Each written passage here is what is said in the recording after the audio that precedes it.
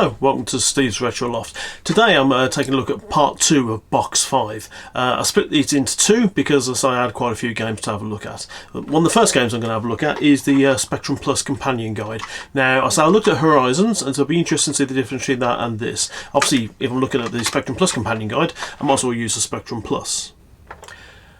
As well as the Spectrum Plus, I've also got hold of a cassette recorder. Now, anybody that's been following the channel would know that I've had issues with loading games from the Walkman. Now, I chose this over some other better branded ones because it was the exact same model that my mum and dad got me in the 80s. So now I've got this, and I know it does work because I've tried it on some quite sticky tapes, although not combat links yet. We should hopefully be able to see some more games load, and out of the ones I've got, hopefully there shouldn't be any failures. So, time to look at some games. As with the Horizons tape, obviously this is the first tape that you'd probably get with a Spectrum, and it's the second time I've actually used it, to be honest. And the first time was when I was testing the tape deck out about a couple of hours ago. Yeah, it's slightly different from Horizons. The Horizons was written by Cyclone. Obviously this is Gold Star, which it's not a company I've heard of, apart from Lucky Gold Star, which is the LG brand, but I don't think it's anything to do with them. So let's press a key.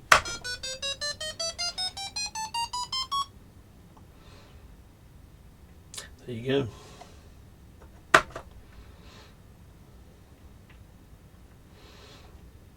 I expect it to be a very simple introduction to the Spectrum Plus, just like Horizons was.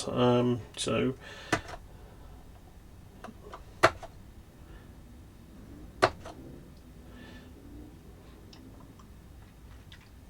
yeah, as you can see, it's it's doing the same sort of thing. It's in a menu system rather than it was before. I think it was it's even more basic. The Horizons version was. It was showing you how to do all the different keyboard modes and whatever. Yeah, for a lot of Spectrum owners, you probably you know all that already. So let's take a look at the high resolution graphics.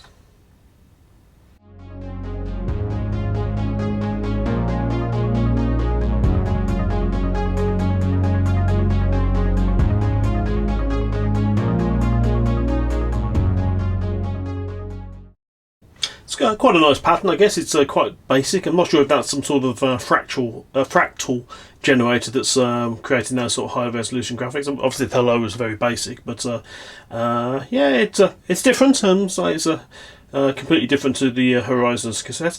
What I will do now, I'm not going to sit through this because it's just quite basic stuff for a lot of people. I'll look at the second side because I believe there might be a game on there to have a look at. As you can see, the B side starts a similar sort of way. Obviously it says user definable graphics, definer and games. So let's press a key.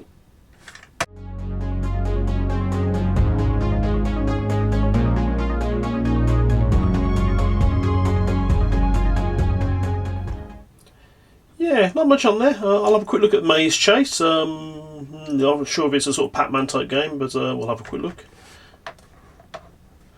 Play the game now.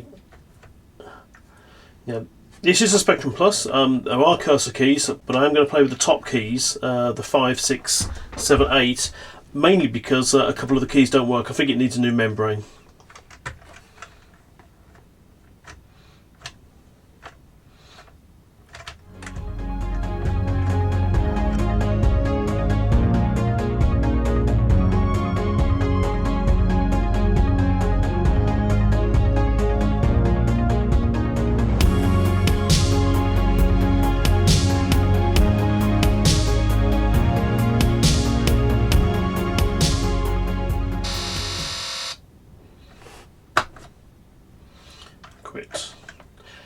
I think a lot of this is written in BASIC, so yeah, it should be quite easy to break into and have a look and have a nose around at the code should you feel that way inclined. Let's have a look at the user-defined graphics generator.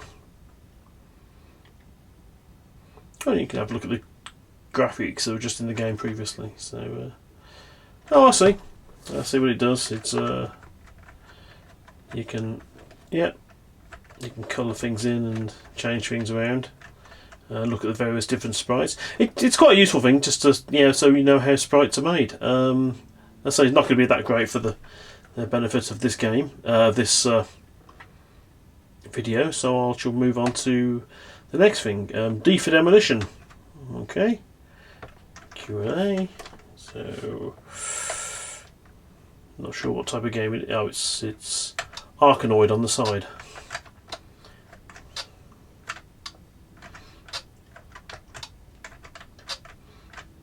Cool. Oh.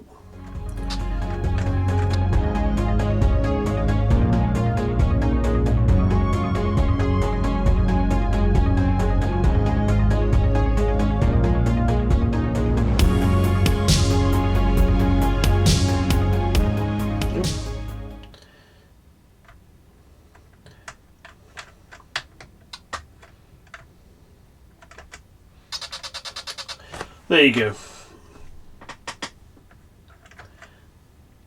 And yeah, how to list the program. Yeah, you break. Yeah, so that's it.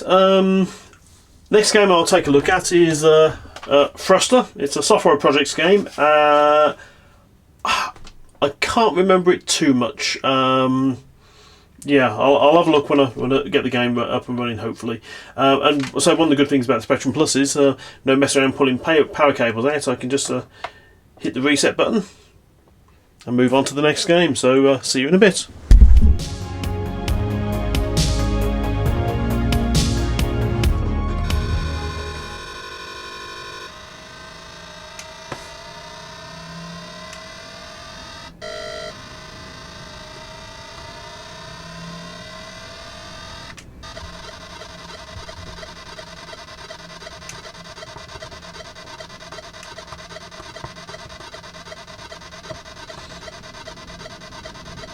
I had a feeling something popped up from the middle there. ZX, yeah. Yeah.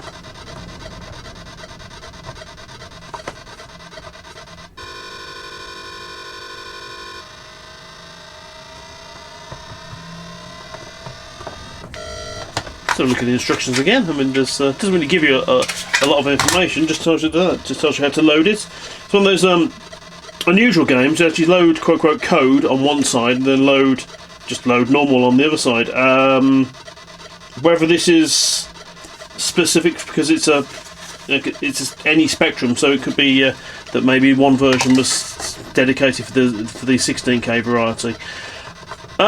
Yeah, I can't get it to do anything. As I said, it's... I'm sure that's the main sprite of the game. Yeah.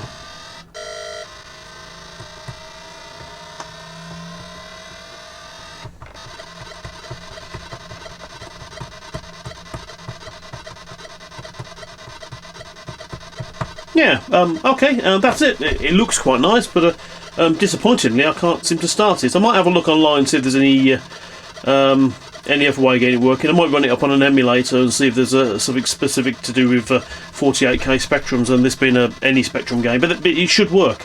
And I have seen it on my original Spectrum. I remember borrowed it from somebody at school. So yeah, there we go. Right, next up I'll take a look at Timegate, 4D arcade adventure. I don't remember it, and it looks quite complicated. Looks a little bit like Elite from the screenshots I've seen. But yeah, I'll have a look and see what it does. Here we have the starter Timegate. It's a bit of a funny game because by the looks of it, it stops you, gives you the instructions, and then you have to play the tape again. So, yeah. There's a lot of information to take in, and I probably should be reading all of it.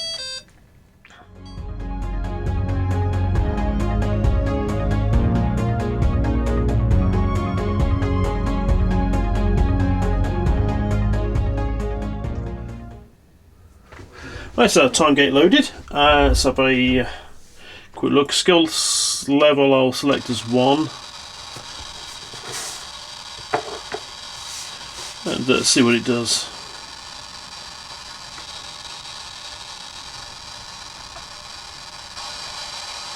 Well, that's it. Move map, and then I'm now jumping to a different sector.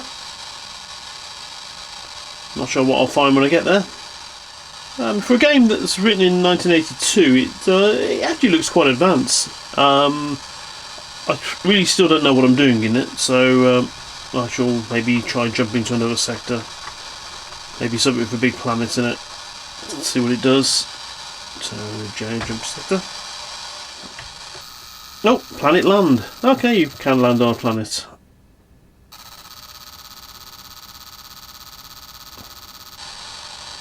Right.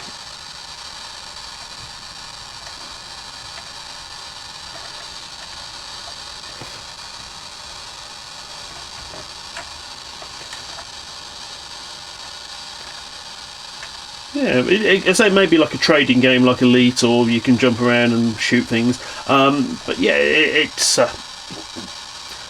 as a quick look. I'm not really going to go into it too much. As I said, it's these are only just a quick look at some games, and take it from there. Next game I'm going to take a look at is Everyone's a Wally. This was the adventure of the main character Wally. There's quite a few games based on this, might be about 4 or 5. Not sure which one this one was. What's it say on the front tagline?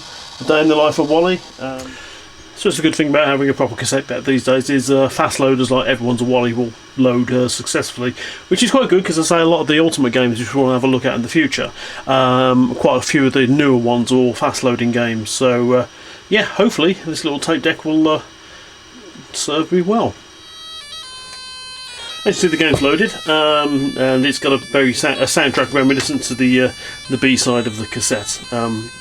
But I say I don't want to play it because, hey, you never know, it might get contact matched, even though it's really bad. Directions, interesting, Q and W, which is Jet Set Willy, I think. And then the third row down is jump, I think, or exit, I think, and the fourth row is jump. So it's quite a simple control. You do have the option to switch to other characters as well. So I can, I'll switch there. So I'm now controlling the skinhead. So I'll switch over to Wally.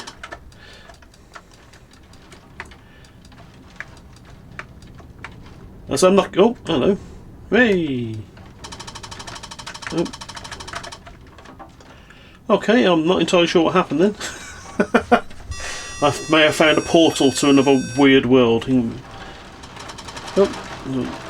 Apparently walking on a baby is not really good for you.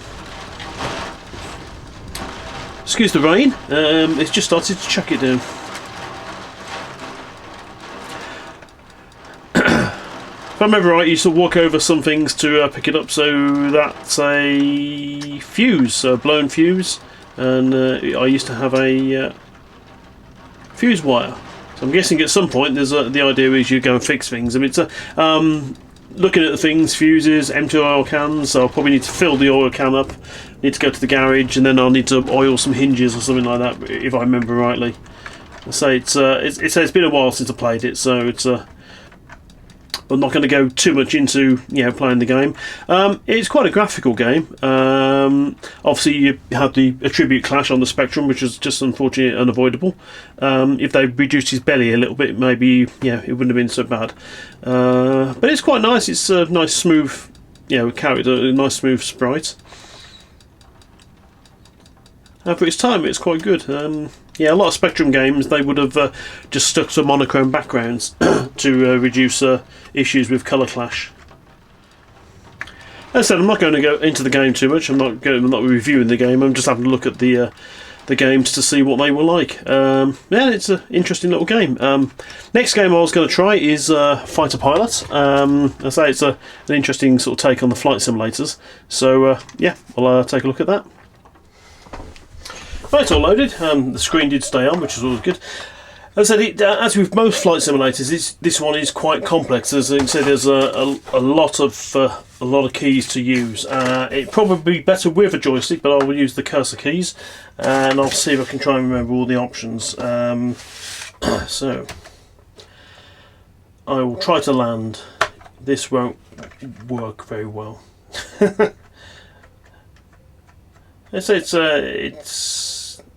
It is quite basic as flight simulators go, but it was enjoyable at the time, and I thought it was a lot better than the Scion flight simulator. Oh, there you go, crashed.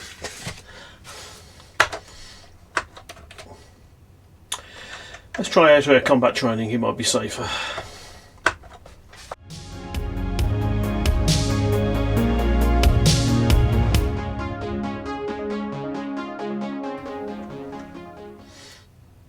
So some of the features, you see on the map there was mountains there. I don't really think they're represented too well on the Spectrum.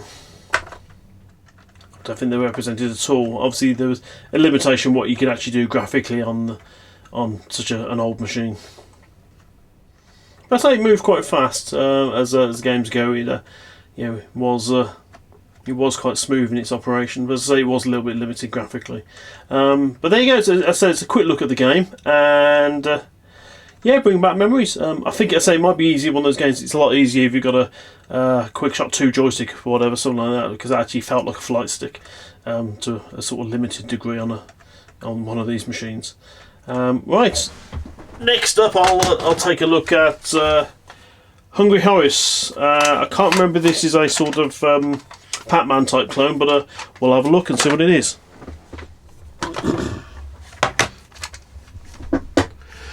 I was going to take a look at Hungry Horace. For some reason, it's not playing. It's the tape deck is struggling to actually turn it around, even though with a pencil it seems to move quite freely. There's a good chance the tape deck has an issue with the drive belt. It's fairly common with old tape decks. So I'm going to skip Hungry Horace and we'll try a 3D Tank Duel. It's gives you sort of promise that it might be a little bit like Star Glider with its sort of 3D vector graphics. But yeah, it's not a game I remember, so we'll give it a try. Hopefully it'll load, and we'll have a look. Now a quick look at the loading screen, because sometimes these are quite graphical. This one's similar, gives you the idea it's 3D, and they often disappear once the game is loaded. So that's the screen. We'll see what the game's like in a minute. Right, so game loaded. I will probably go for cursor keys. Makes sense. The instructions for the keys are a little bit misleading. Well, not misleading, a little bit strange. But yeah, we'll try cursors, because at least I know that's where they are. I think the way they're set up is you can sometimes press them two together and they'll do similar sort of things, so we'll give it a try.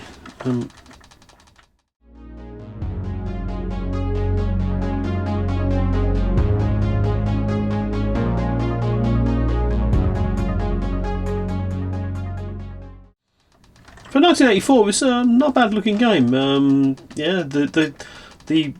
obviously the field of play is quite small. Okay. There's a map up there which tells you which way things are going.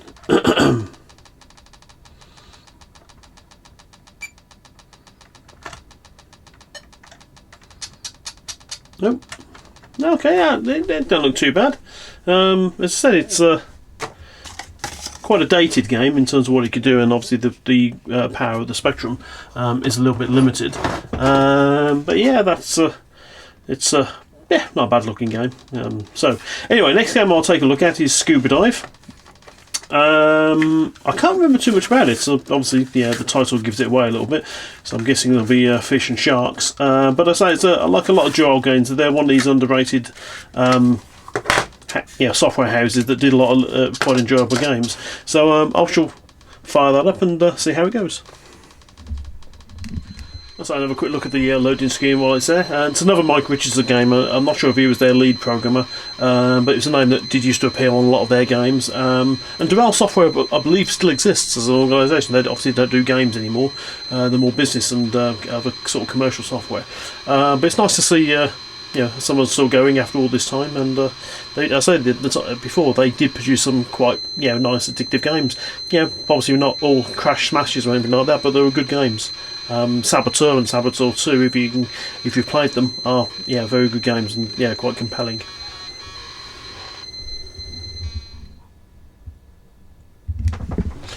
So game's loaded. I've already configured the keys to Q, A, O, P and N, which is obviously the only key combination you really need to know. I will go skill level 1 because I can't remember what you do.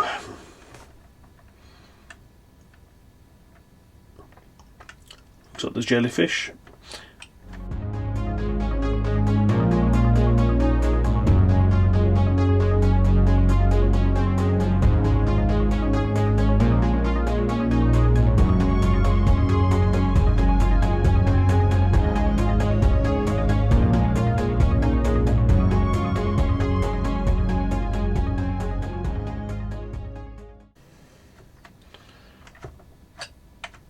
I think I've got something, so I should manage to get one pearl or whatever. I should have read the instructions really, but yeah, as you know, I don't do instructions.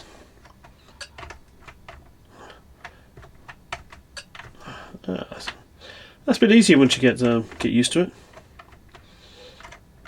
Oh, yeah. All right, so that's a quick look at Scuba Dive. You get the general idea. Quite a tricky game to play in terms of controls. So I say once you master the controls, it should be okay. Next game, the last game I'm going to take a look at in this pile is Cyclone. As I say, I think it's a helicopter version, or similar to the TLL, but using a helicopter rather than using a tornado. So I'll have a quick look at this because I do enjoy TLL, and it's one of those games that was quite memorable. So I'll see what this one does. This one looks like. The customary look at the loading screen. No, yeah, not too good. Yeah, just the title, nothing else. Costa Pagnani, excuse me, I got your name wrong. But yeah, so he did quite a few games. And I don't know if he was Vortex Software or just the lead programmer. But yeah, he did quite a few good-looking games like this. So hopefully this one won't disappoint. Let's see the game loaded. It's quite quick. Yeah, the keyboard instructions are quite good. Being a helicopter, I guess it tends to be a little bit more fiddly in the way it operates, but so everything seems to be reachable from 1QXMNOP. So I'm completely sure I'll get it all wrong and cock it up completely. So I'll try keyboard and then see where we go.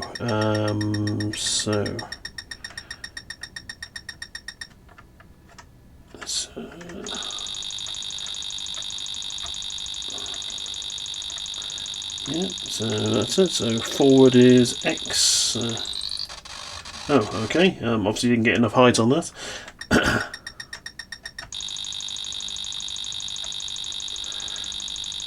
Forget the terrain is a bit different. I'm guessing it's very, very similar in terms of tornado low level, although the map looks quite big and there seems to be a tornado heading my way of some sort, so best to avoid that one. Oops. Okay, yeah, I'm not sure what I did there. Oh, damn.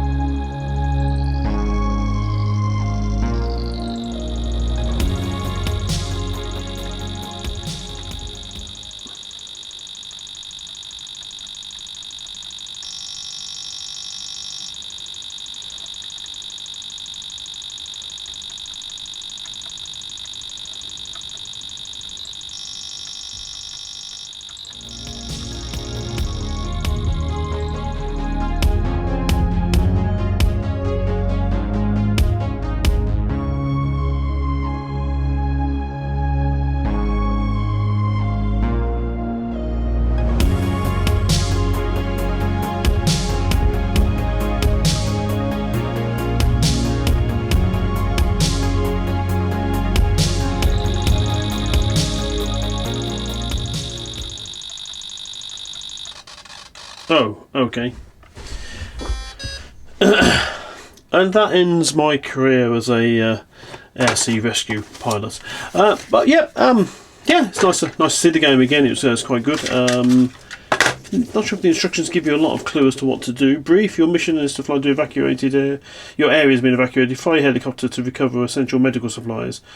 As you scour out and avoid heavy traffic, seek and collect all 5 crates, but beware advancing Cyclone. I guess that's use alternative views when searching for crates. Hover, blah blah blah blah blah blah. Yeah, that's quite good. But there you go. That's the last of the collection of games. As I say, it's interesting. As I say, they all loaded, which is quite good. I'll be honest with you, I did have an issue with one side of Thrusta. With loaded, but actually I made a mistake. Hungry Horace didn't load at all. But I did have one problem with one side of Thrusta for some reason didn't work, wouldn't load, and also Thrusta itself as a game for some reason didn't work properly. What I said, I'll see if I can run it up on an emulator and see how the game performs, because I really can't remember it too much. But there you go. But yeah, it's been good. So. Thanks for joining us on my journey into the box of games I've been going through. As I said, it's not the end of the games I want to look at. I do have a number of them scattered around the loft somewhere else. But these were the boxes I wanted to clear first before I had a look at the things like my Ultimate collection. Until the next time, I'll see you again.